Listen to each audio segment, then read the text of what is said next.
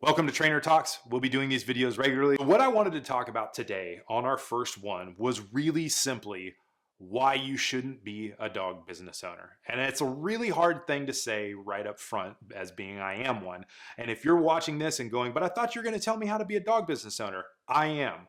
But you should decide whether you want to be one first. So a term that has been rattling around in my brain, I'm not sure if I heard it somewhere before, it's called Wantrepreneur.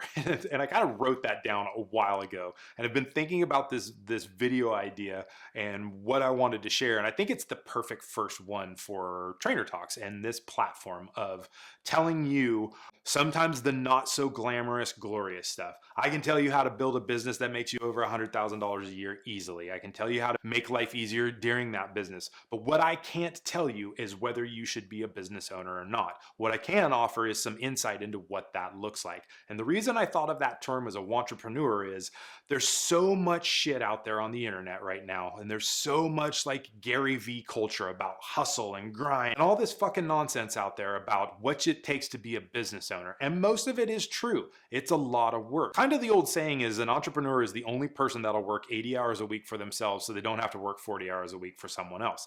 And that's 100% true. But what I really want you to remember when you're a business owner and it's you that has your name on the door as president, CEO, janitor, and head fucking shit kennel cleaner, what I want you to remember is everything stops with you. And you need to know deep down in your heart whether you're that type of person that can do that, whether you're the type of person that can excel under that pressure or not, or whether it's just simply easier to work for someone else. And I'm not saying that as though it's a bad thing. It truly isn't. Working for somebody else offers time off. It offers benefits. It offers a lot of things that you just simply come, do your job, do a really good job, learn skills, and go on and leave all the other business stuff that we're going to talk about in the coming weeks and months to other people. You don't need to be a business owner. In fact, maybe you shouldn't be a business owner. If you can't see yourself like literally grinding things out day in and day out, maybe this business ownership isn't for you. There's nobody to turn to. There's nobody to call. There's nobody that's going to come save you when you start a business. And failure is really high. I don't know what the rates for business failure are. You can Google them. I'm sure they're really fucking high. So my point to the wantrepreneur idea is simply wanting to be a business owner isn't enough to actually be a business owner. You have to be able to execute on a lot of different things. I know there's some concepts out there. It's hire people to do things that you can't do, outsource things. I get that, and you definitely should. We'll talk a lot about that in the future. However, when you're starting a business, you might not have the money to do some of that stuff. You literally might need to be your own accountant. You're certainly going to have to be your own janitor. You're going to have to be the employee. You're going to have to be the receptionist. You're going to have to be the boss. You have to dictate how all of that stuff goes, and you need to be really good at it really fast. So I'm not trying to scare you off from business ownership, but I'm really trying to paint an accurate picture as to what it takes to run a dog training business. I think everybody out there that loves being around dogs has it in them to run a dog training business for about a year. I really question whether most people will make it past 3 years. And I know a lot of people that never even saw 5 years. We're well past that now and still struggling through it. But I can tell you the times during that first year, that third year and fifth year where I really wanted to throw in the towel because everything in life comes down on you. Everything in life like makes it challenging to do the thing you love.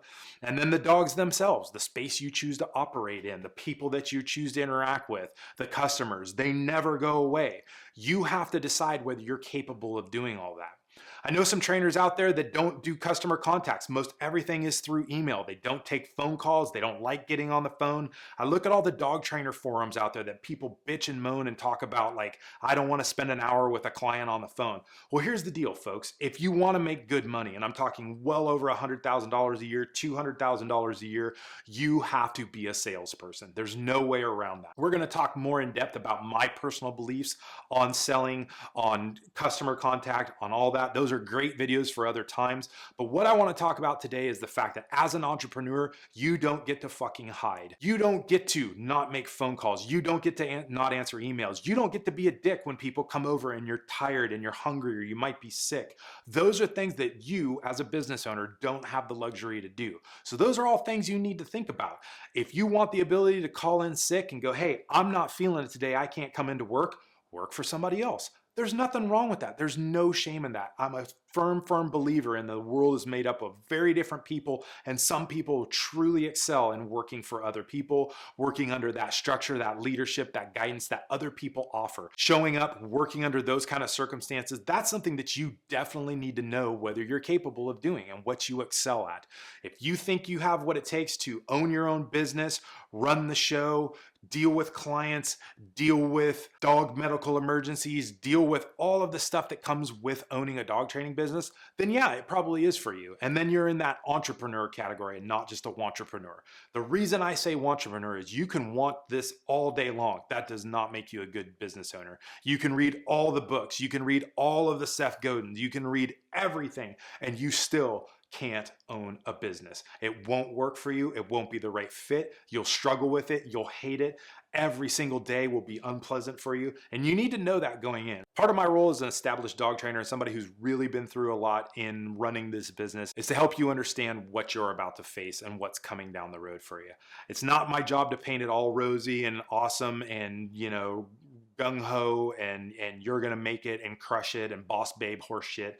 That's not me. That's not who I am. That's not what you're gonna get out of these videos.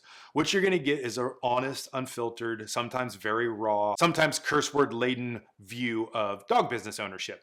And I think in doing that, I can help navigate some of the shit you're going to face during this time and trials and tribulations. In the meantime, if you have topics you'd love to hear more about, shoot me a DM, put it in the comments here. Talk to me about things you want to see. I have a huge list of things that I'm willing to talk about, but I'd love to hear more from you about it and what your dreams, your aspirations, your fears, all of that kind of stuff when it comes to dog training. So here's the point in the video. I'm supposed to say like, subscribe, all that stuff. Look here, you're a grown ass adult. You can do what you want. If you like it, sign up for more. If you don't, move on. There's cats playing pianos on YouTube and that's just fine too. So we'll catch you on the next one, folks.